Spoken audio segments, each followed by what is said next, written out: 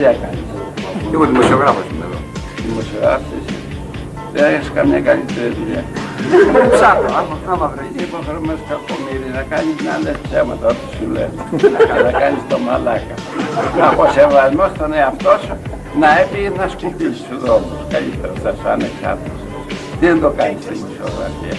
Σου λέει το εδώ ό,τι θέλει. Ο άλλος σου λέει ό,τι θέλει. Εσύ λέει να το λες. Πρέπει να το πεις. Δεν έχεις προσωπικότητα. Σκούπιζε ρε στον δρόμο. Υποσκουπιδιάρης. Για να λες αυτό που πιστεύεις, εκτός και έχεις αρχίδια, δεν ξέρω, έτσι βγάλω. Και λες αυτό που νομίζεις, το συμπέρασμα που έβγαλες. Το συμπέρασμα που έβγαλες από αυτό που άκουσες.